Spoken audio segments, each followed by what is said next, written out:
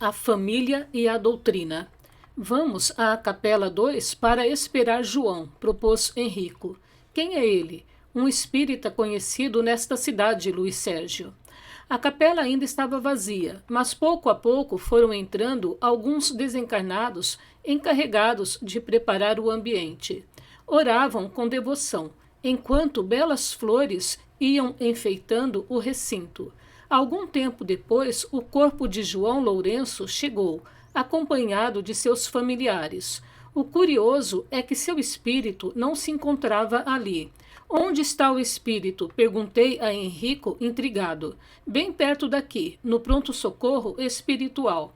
Henrico, em todos os cemitérios há um pronto-socorro igual a esse? Graças ao Senhor, ninguém fica desamparado. João Lourenço orava silenciosamente. Algumas lágrimas corriam em seu rosto, principalmente quando ele se recordava do corpo físico que o servira durante 60 anos. Enquanto João Lourenço estava tranquilo, rodeado de parentes e amigos, seu corpo estava sendo velado com velas, crucifixo e grandes coroas. Voltamos a buscá-lo. Ele murmurava. Eu falei tanto a Isaura que desejava um serviço fúnebre simples e quem quisesse oferecer flores, que revertesse a quantia em prol dos pobres. Quem observasse João Lourenço sendo velado não acreditaria que ali se encontrava um espírita, porque o espírita não acende velas. Quanto às flores, são dispensáveis. Mas não deixa de ser um gesto de carinho, disse Henrico. Henrico, e o caixão de luxo?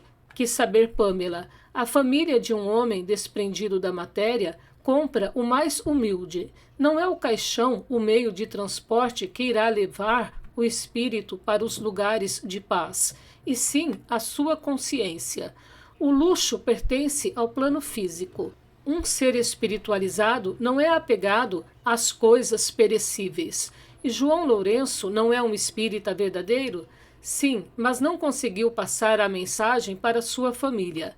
A esposa Isaura nunca aceitou o espiritismo, assim como seus 3 filhos.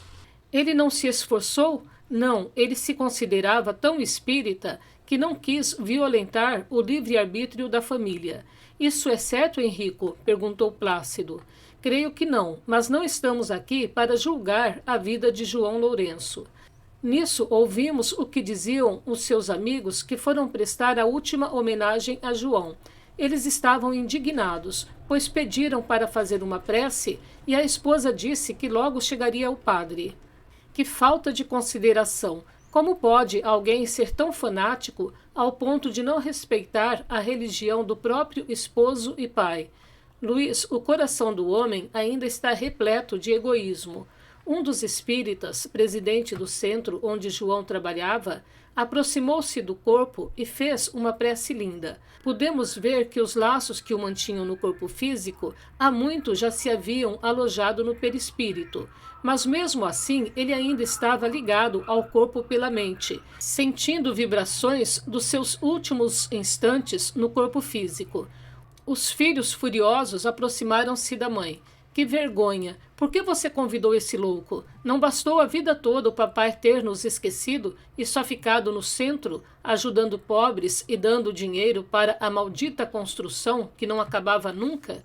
Meus filhos, logo chegará o padre e eles irão se retirar. João ficou tão feliz com as palavras do seu amigo Rogério que adormeceu e foi levado do pronto-socorro ao hospital onde logo iria se recuperar. Na capela era uma falação que chegava a perturbar, não os espíritos, mas quem desejava o silêncio. Nisso entrou o padre. Muito simpático, olhou para o grupo de espíritas em total recolhimento e lhe sorriu. Quando iniciou as orações, chamou um dos espíritas para ler o evangelho. A família ficou perplexa. Como pode o padre Emiliano misturar a sua religião com a dos loucos endemoninhados?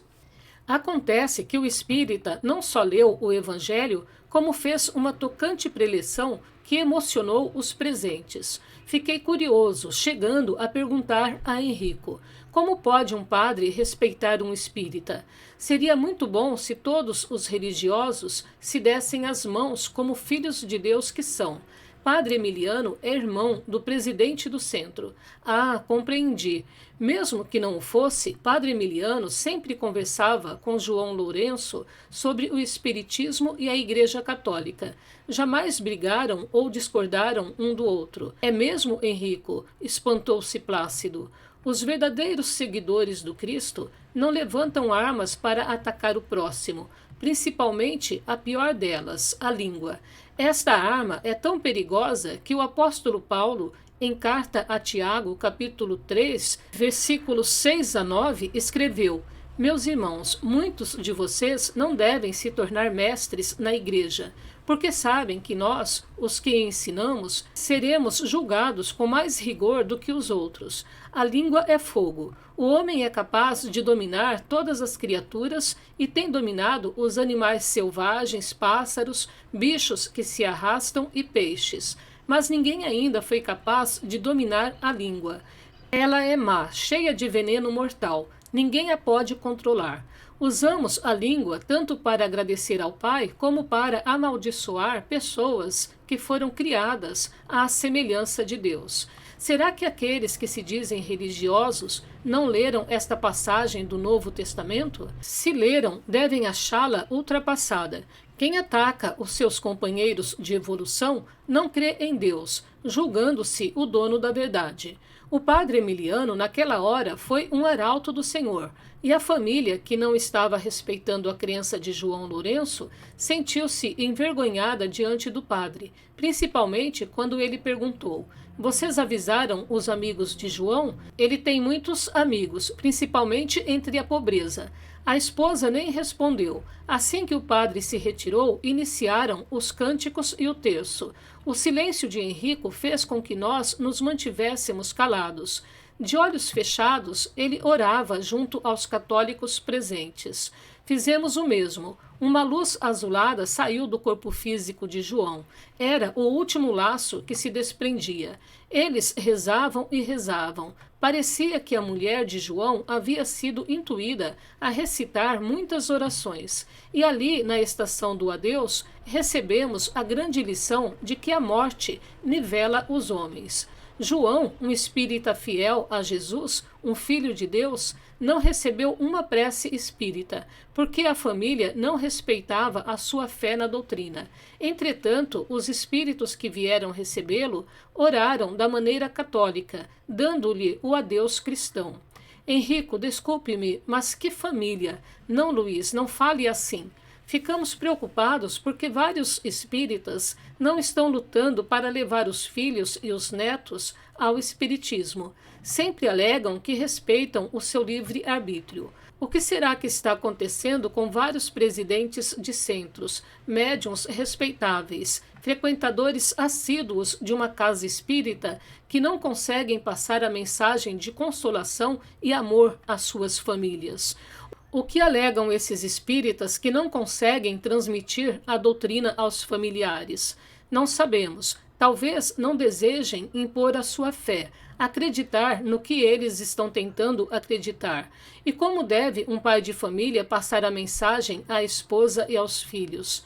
Quando um espírita se preparar para casar com uma pessoa não espírita, a opinião de cada um deve ser analisada, porque se ele perceber que há divergência religiosa, deverá avaliar se é o que realmente deseja.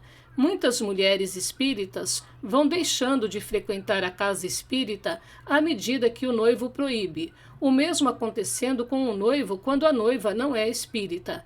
Casam, se confessam, comungam e depois, quando nascem os filhos, os batizam. Ao despertar em um deles a vontade de buscar sua antiga religião, muitas vezes já será tarde. Aí iniciarão as brigas, e cada um partirá em direção à sua crença. E os filhos como ficam? Ou seguem o pai espírita ou a religião da mãe. O que mais se vê são exatamente pessoas que não possuem religiosidade brigarem por causa de religião. Os verdadeiros religiosos amam tanto a Jesus que fazem da sua vida uma louvação a ele. Religiosos que batem no peito, mas não se entregam ao Cristo, estes são os perigosos, porque atacam as outras religiões sem as conhecer. Hoje, como ontem, existe uma grande prevenção contra os espíritas, mas algumas dessas religiões estão levando pessoas para suas casas para serem exorcizadas ou curadas. Só quem tem contato com os espíritos menores são os espíritas, e eles só conversam com os espíritos sublimados? Assim dizem, não estão totalmente errados, só que muitas vezes estão tendo contato com os espíritos e nada sabem sobre eles. O espírita tem às suas mãos os livros doutrinários, que ensinam o homem a se proteger dos espíritos enganadores e lhe dão uma chave de acesso às 3 ordens de espíritos, que compõem o mundo espiritual. Dificilmente um espírita que estuda as obras básicas será presa de espíritos embusteiros. Algumas igrejas que lutam contra os espíritas, chegando a difamá-los, devem cuidar-se. Será que os seus orientadores sabem como proceder diante de um espírito sofredor? Será que basta apenas mandá-lo retirar-se e ele se retira? Queremos ver o dia que, por agirem sem preparo, os espíritos menores perturbarem esses templos.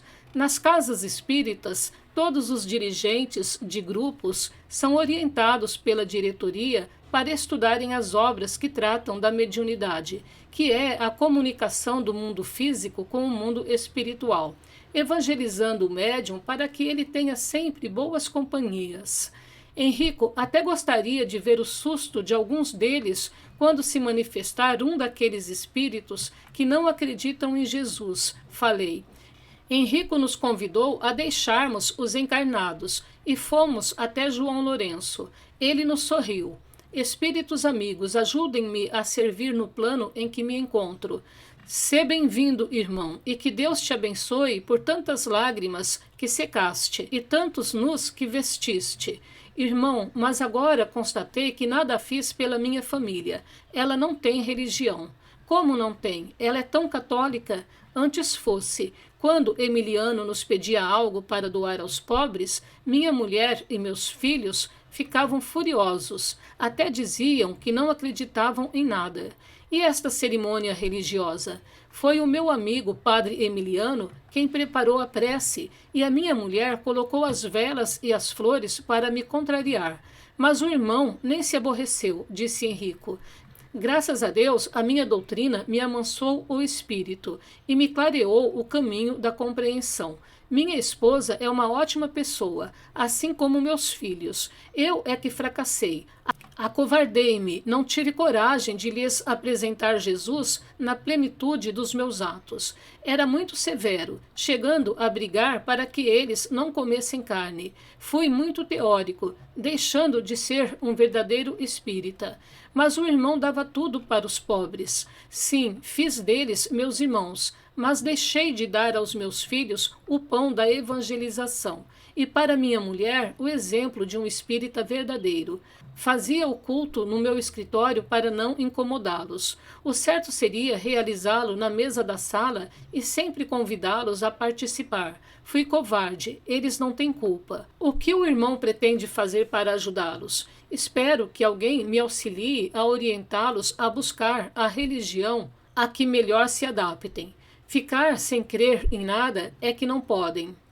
Espero que alguém me auxilie a orientá-los a buscar a religião a que melhor se adaptem. Ficar sem crer em nada é que não podem. Infelizmente, só agora tenho certeza que os meus filhos em nada creem. E minha mulher apenas às vezes vai à igreja. É muito materialista. Fomos saindo devagar, só ficando Henrico junto a ele, naquele belo hospital da espiritualidade. Não sei sobre o que falaram, mas eu, Pâmela e Plácido sentamos no jardim e ficamos orando em silêncio. Depois comecei a cantar. Venha cá, você que está tão só. Venha logo, nós precisamos de você, irmão.